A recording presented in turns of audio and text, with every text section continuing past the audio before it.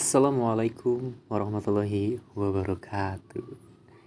Kisah ini bercerita tentang seorang pemuda yang bernama Uwais Al-Qarni. Dia tinggal di Yaman yang hidup pada zaman Nabi Muhammad SAW. Nama Al-Qarni yang disematkan padanya memiliki arti yang dalam bahasa Arab penghuni langit. Bagaimana kisahnya? Simak video berikut. الدموع سبيل مريح تنهدى يا صاحي كي تستريح. Uwais Al-Qarni merupakan seorang pemuda tabi'in yang sangat berbakti kepada ibunya. Uwais Al-Qarni tinggal di Yaman bersama ibunya. Ia dikenal tidak pernah lelah dalam merawat ibunya yang lumpuh. Diceritakan sang ibu adalah seorang yang cacat dengan penyakit kusta yang membuat kulitnya menjadi belang-belang. Uwais selalu merawat dan memenuhi semua permintaan ibunya. Uwais adalah seorang anak yang sangat berbakti kepada orang tuanya. Bahkan ia memenuhi permintaan sang ibu dengan menggendongnya berjalan kaki dari Yaman ke Makkah untuk menunaikan ibadah haji karena hidupnya yang fakir miskin. Pada kekhalifahan Umar bin Khattab, suatu ketika Khalifah Umar teringat akan sabda Nabi tentang Uwais Al-Qarni yang merupakan penghuni langit. Beliau segera mengingatkan kembali sabda Nabi itu kepada sahabat Ali bin Abi Thalib. Sejak saat itu, setiap ada kafilah yang datang dari Yaman, Khalifah Umar dan Ali bin Abi Thalib selalu menanyakan tentang Uwais Al-Qarni. Rombongan kafilah dari Yaman menuju Syam silih berganti membawa barang dagangan mereka. Suatu ketika, Uwais Al-Qarni turut bersama mereka. Rombongan kafilah itu pun tiba di kota Madinah. Melihat ada rombongan kafilah yang baru datang dari Yaman, segeralah Khalifah Umar dan Ali bin Abi Thalib mendatangi mereka dan menanyakan, apakah Uwais Al-Qarni turut bersama mereka? Rombongan kafilah itu mengatakan bahwa Uwais ada bersama mereka. Dia sedang menjaga unta-unta mereka di perbatasan kota. Mendengar jawaban itu, Khalifah Umar dan Ali bin Abi Thalib segera pergi menjumpai Uwais Al-Qarni. Sesampainya di kemah tempat Uwais berada, Khalifah Umar dan Ali bin Abi Thalib memberi salam. Tapi rupanya Uwais sedang sholat. Setelah mengakhiri sholatnya dengan salam, Uwais menjawab salam Khalifah Umar dan Ali bin Abi Thalib sambil mendekati kedua sahabat Nabi tersebut dan mengulurkan tangannya untuk bersalaman. Sewaktu berjabatan, Khalifah dengan segera membalikan telapak tangan Uwais. Seperti yang pernah dikatakan Nabi, memang benar, tampaklah tanda putih di telapak tangan Uwais Al-Qarni.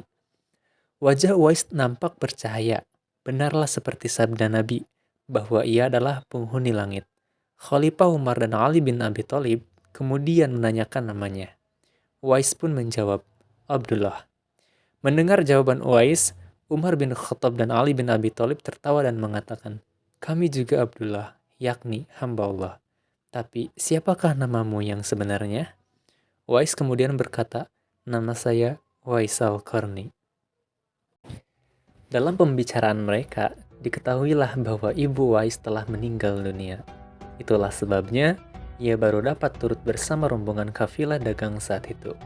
Akhirnya Khalifah Umar dan Ali bin Abi Thalib memohon agar Uwais membacakan doa dan istighfar untuk mereka. Uwais enggan dan dia berkata kepada Khalifah, sayalah yang harus meminta doa pada kalian. Mendengar perkataan Uwais, Khalifah berkata, kami datang ke sini untuk memohon doa dan istighfar dari Anda, seperti dikatakan Rasulullah sebelum wafatnya. Karena desakan kedua sahabat ini, Uwais Al-Qarni akhirnya mengangkat tangan, berdoa dan membacakan istighfar. Setelah itu, Khalifah Umar berjanji untuk menyumbangkan uang negara dari Baitul Mal kepada Uwais untuk jaminan hidupnya. Segera saja Uwais menampik dengan berkata, hamba mohon supaya hari ini saja hamba diketahui orang. Untuk hari-hari selanjutnya, biarlah hamba yang fakir ini tidak diketahui orang lagi. Beberapa tahun kemudian, Uwais Al-Qarni berpulang ke rahmatullah. Anehnya, pada saat dia akan dimandikan, tiba-tiba sudah banyak orang yang berebutan ingin memandikannya.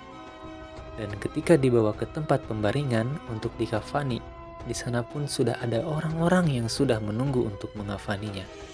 Demikian pula ketika orang pergi hendak menggali kuburannya.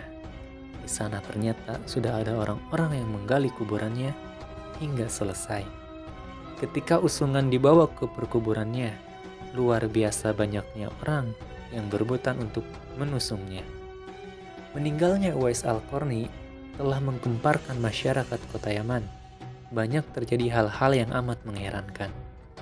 Sedemikian banyaknya orang yang tak dikenal berdatangan untuk mengurus jenazah dan pemakamannya. Padahal Uwais Al-Qarni adalah seorang yang fakir, yang tidak dihiraukan orang. Sejak ia dimandikan sampai ketika jenazahnya hendak diturunkan ke dalam kubur, di situ selalu ada orang-orang yang telah siap melaksanakannya terlebih dahulu. Penduduk kota Yaman tercengang. Mereka saling bertanya-tanya, "Siapakah sebenarnya engkau, wahai Uwais Al-Qarni? Bukankah Uwais yang kita kenal hanyalah seorang fakir yang tak memiliki apa-apa, yang kerjanya sehari-hari hanyalah sebagai pengembala domba dan unta? Tapi ketika hari wafatnya, engkau menggemparkan penduduk Yaman dengan hadirnya manusia-manusia asing yang tidak pernah kami kenal. Mereka datang dalam jumlah sedemikian banyak. Agaknya mereka adalah para malaikat yang diturunkan ke bumi hanya untuk mengurus jenazah dan pemakamannya." Berita meninggalnya Uwais Al-Qarni dan keanehan-anehan yang terjadi ketika wafatnya telah tersebar kemana-mana. Baru saat itulah penduduk Yaman mengetahuinya siapa sebenarnya Uwais Al-Qarni. Selama ini tidak ada orang yang mengetahui siapa sebenarnya Uwais Al-Qarni, sebab kan permintaan Uwais Al-Qarni sendiri kepada Khalifah Umar dan Ali bin Abi Thalib agar merahasiakan tentang dia.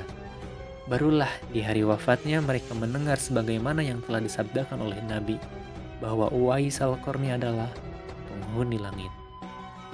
Begitulah Uwais Al-Qarni, sosok yang sangat berbakti kepada orang tua. Dan itu sesuai dengan sabda Rasulullah SAW. Ketika beliau ditanya tentang peranan kedua orang tua, beliau menjawab, "Mereka adalah yang menyebabkan surgamu atau nerakamu." Hadis riwayat Ibnu Majah. تنهدى يا صاحي كي تستريح